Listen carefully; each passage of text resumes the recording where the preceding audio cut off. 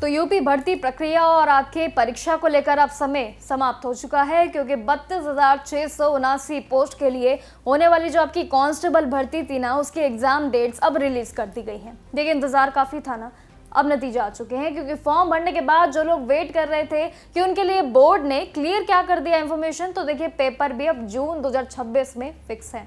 अब सिर्फ रिवीजन का टाइम आपके लिए बिल्कुल कम बचा है, यानी कि अब अपनी पढ़ाई को टॉप तक अब पहुंचा दीजिए, क्योंकि टाइम का बहुत कम है, क्योंकि अब जानकारी आ चुकी है सभी एग्जाम्स को लेकर। तो देखिए वो जानकारी क्या है ये जान लेते हैं। तो देखिए 30,000 से ज़्यादा आपके लिए जो बम्पर नौकरियां जो निकली थी, उस पर अब एग्जाम का अपडेट आ चुका है। सभी उम्मीदवारों के लिए फॉर्म भरने के बाद आराम से बैठने का जो समय है, वो अब वेकअप कॉल जो होता है वो अब समय आ चुका है, क्योंकि अब एग्जाम डेट्स आ गई है, तैयारियां बढ़ जाएंगी। ऑफिशियल वेबसाइट की बात करें तो एग्जाम डेट्स अनाउंस कर दी है, आप वहां जाकर भी देख सकते हैं। लेकिन इस पूरे मेगा भर्ती के लिए एप्लीकेशन प्रोसेस 30 जनवरी 2026 को खत्म हुआ था, लेकिन अब ये इंतजार बढ़कर जो है उसका जो नतीजा है वो एग्जाम डेट के साथ ऑफिशियली अनाउंस कर दिया गया है। आपके रिटन एग्जाम की डेट्स बता देती हूँ। 8, 9 और 10 जून 2026 कंडक्ट की जाएंगी। ये तय कर लीजिए सारी डेट्स, जिसमें कांस्टेबल होंगे, PSC, special security force, women battalion और जेल वार्डर और हॉर्स राइडर जैसे कई अन्य विभागों की जो भर्ती है आपकी, जिसमें 30,000 से ज्यादा आपके लिए पद थे। अब उसके लिए आपका एग्जाम तैयार कर लीजिए।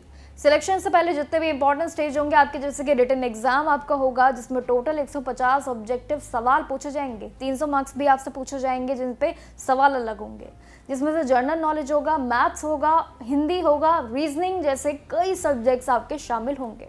आपको उसमें 2 घंटे का समय भी उसी तरीके से दिया जाएगा। इसमें क्वालिफाई करने वाले जितने भी उम्मीदवार होंगे उनके लिए भी अगले स्टेज यानी कि जो डॉक्यूमेंट वेरिफिकेशन होता है आपका डीवी, ये बहुत महत्वपूर्ण होता है आप सभी के लिए। इसमें फिजिकल स्टैंडर्ड टेस्ट आपका होगा, जो कि पीएसटी, उसके लिए आपको बुलाया जाएगा समय के रहते। इसलिए अब जो है अपनी बिना देरी किए अपनी जो कार्रवाई अपनी स्पीड पर कर लो। रिवीजन, मॉक टेस्ट को रट लो, फोकस कर लो, नोट्स बना लो, क्योंकि जून में होने वाली ये जो एग्जाम है ना, ये काफ़ी ज़्यादा कॉम्पिटिटिव होने वाला है। आखिर जनवरी में आई ये जो बड़ी भर्ती थी, अब इसके लिए एग्जाम बहुत करीब आ चुका है। ऑफिशियल नोटिफिकेशन के जरिए जितनी जानकारी थी वो आपको बता दी है, बस आपके लिए अब पूरी तैयारी पर फोकस करना ज़रूरी है।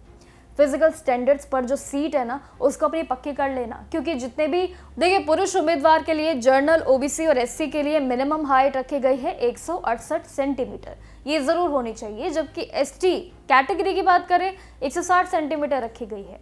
वही चेस्ट के लिए बात करें, जो आपका मेजरमेंट पूरा फिजिकल टेस्ट तैयार होता है, उसके नियम भी जरूर है। वहीं पे महिलाओं के लिए बात करें तो उनकी बात भी थोड़ी सी अलग है, जिसमें जनरल, ओबीसी, एससी के लिए हाइट 152 सेंटीमीटर रखी गई है। एसटी उम्मीदवारों के लिए भी 147 सेंटीमीटर ज़रूर रखी गई है। देखिए ये तो है शर्तें आपके फिजिकल के लिए। इसके अलावा सभी जो महिला उम्मीदवार है, फीमेल कैंडिडेट्स, उनका वेट कम से कम 40 किलोग्राम का ज़रूर होना चाहिए, और यही 40 किलोग्राम का अनिवार्य आप सभी के लिए ऑप्शन रहेगा।